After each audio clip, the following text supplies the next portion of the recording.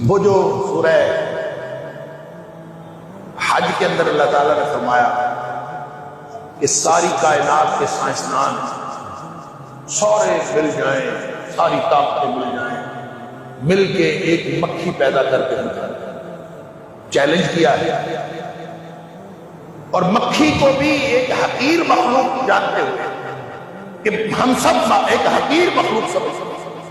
تو باقی انسان پیدا کرنا، باقی چیزیں پیدا کرنا یہ تو بعد کی بات ہے، ایک مکھی پیدا کر دیں، اگر وہ سارے اکٹھے ہو جائے تو ایک مکھی نہیں پیدا کر سکتے۔ لن يخلقوا ذبابا ولو اجتمعوا له، ایک مکھی بھی پیدا نہیں کر سکتے اگر یہ سارے اکٹھے بھی ہیں۔ بلکہ اس کے ساتھ ایک اور چیلنج ہے کہ مکھی پیدا کرنا تو دور کی بات، وَإِن يَسْلُبْهُمُ الذُّبَابُ شَيْئًا، اگر مکھی ان کے آگے سے کھانا اٹھا کے لے جائے، اللہ اکبر، وَإِن يَسْلُبْهُمُ الذُّبَابُ شَيْئًا لَا يَسْتَنقِذُوهُ مِنْهُ، یہ اس مکھی سے وہ جو ذرہ کھانے کا ہے یہ اس سے واپس نہیں چھین سکتی، طاقت تو یہ ہے۔ اور پھر اللہ کے شریک بنائے جاتے ہیں، اِنَّا لِلَّهِ وَإِنَّا إِلَيْهِ مَا قَدَرَ اللَّهُ، اسی آیت کے بعد اللہ فرماتا ہے ضَعُفَ الطَّالِبُ وَالْمَطْلُوبُ، کتنے کمزور ہیں جو بندگی کرتے ہیں اور کتنے کمزور ہیں جو بندگی کیے جاتے ہیں، جن سے مانگا جاتا ہے وہ بھی کمزور، اور جن سے جو مانگنے والے ہیں وہ بھی کمزور۔ اللہ اکبر، ما قدر اللہ حق قدرہ، انہوں نے اللہ کی قدر ہی نہیں کی۔ اچھا، یہ جو مکھی سے کھانا چھیننے والی بات میں کسی جگہ درس میں کر رہا تھا، تو ہمارے کیمیکل انجینئرنگ کے پروفیسر صاحب ہیں، وہ میرے پاس تشریف لائے بات،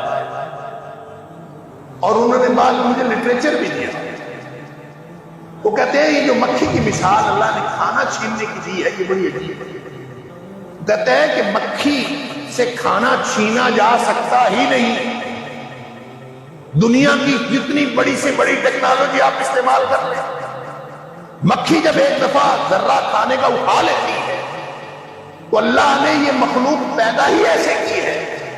کہ اس سے وہ ذرہ واپس چھینا جا سکتا ہی نہیں۔ اس کی وجہ یہ ہے، انہوں نے مجھے پورا اس کا ڈائجسٹو سسٹم بتایا، مجھے ایک کاغذ بھی دیا، اس میں لکھا ہوا تھا سارا۔ وہ کہتے ہیں کہ مکھی جب اس کا نظام یہ ہے کہ مکھی کوئی چیز ہارڈ چیز، یعنی جو ٹھوس چیز ہے، اس کو وہ اٹھا کے نگل نہیں سکتی، اس کے پاس یہ طاقت ہی نہیں۔ اس کو اللہ نے ایک ایسا فلوئڈ دیا ہوا ہے کہ جب اس نے کوئی چیز کھانی ہوتی ہے تو سب سے پہلے وہ اپنے اندر سے وہ فلوئڈ اس کے اوپر ڈالتی ہے، اس کے پاس وہ فلوئڈ ہوتا ہے، اللہ تعالیٰ نے اس کو دیا ہوا، وہ پہلے اس کھانے کے اوپر وہ اپنا فلوئڈ ڈالتی ہے، جب وہ ڈالتی ہے تو اس کا نتیجے میں وہ جو اس کے سامنے اتنی خوراک ہوتی ہے وہ ٹھوس سے مایا کی شکل اختیار کر لیتی ہے۔ جب وہ ٹھوس سے مایا کی شکل اختیار کر لیتی ہے تو پھر یہ وہاں سے اٹھاتی ہے تو اپنی ٹیوب کے اندر، وہ جو اللہ تعالیٰ نے اس کو باریک سی ٹیوب عطا کی ہے، تو یہ اس کے اندر اس کو پی جاتی ہے، کیونکہ کھانے کا تو اس کے پاس صلاحیت ہی نہیں ہے، لہذا وہ جب اٹھاتی ہے تو اٹھاتے ہی فوراً اس کی ٹیوب میں چلا جاتا ہے اور اسی وقت ہضم کا نظام شروع ہو جاتا ہے۔ جو ہی اس نے وہاں سے اٹھایا، اٹھانے کے بعد کوئی ذرہ اس کے پاس ہوتا ہی نہیں کہ دنیا کی آپ جدید ترین ٹیکنالوجی لے آئے، بڑی سے بڑی کمپیوٹر ٹیکنالوجی لے آئے، اس مکھی کے پاس کوئی باہر، اس کے وجود سے باہر کوئی ذرہ ہوگا تو اٹھائے گے نا۔ وہ اس لیے قرآن نے یہ چیلنج کیا، پیدا کیجئے کہ یہ سبحان اللہ فتبارک اللہ احسن الخالقین، وہ پیدا کرنے والا سبحان اللہ کتنی بابرکت ذات ہے، تو اس نے یہ جو چیلنج کیا نا مکھی سے کھانا نہیں چھین سکتے، وہ کہتے ہیں کہ آئندہ بھی کبھی یہ زندگی میں ممکن ہی نہیں ہے کہ مکھی سے کھانا چھینا جا سکے۔ سبحان اللہ۔ اس کی وجہ یہ ہے کہ جب یہ اٹھا کے جا رہی ہوتی ہے اس وقت کھانے کا ہضم شروع ہو چکا ہوتا ہے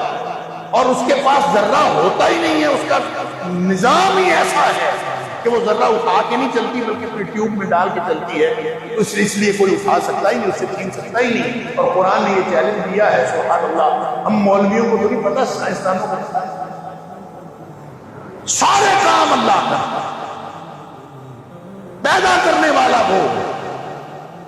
تو اللہ تعالیٰ اسی لیے پوچھتا ہے نا کہ تم جن کی پوجا کرتے ہو، جن سے تم مانگتے ہو، جن کو تم سمجھتے ہو کہ تمہارے کرنے اور دھرمی والے، ارونی ماذا خلقوا، اللہ فرماتا ہے کہ مجھے دکھاؤ تو صحیح کہ انہوں نے کچھ پیدا کیا۔ اگر تو کچھ پیدا کیا ہے تو چلے ٹھیک ہے، ہم مان لیتے ہیں، تو مٹی بندی بھی کر لو۔ اگر پیدا کرنے والا وہ ہے، آپ پوچھتے ہیں کسی سے پوچھ کے دیکھ لیں پیدا کرنے والا کون؟ مشرکین مکہ بھی کہتے ہیں پیدا کرنے والا کون؟ اور اللہ نے قرآن میں جہاں جہاں اپنی صفات بیان فرمائی،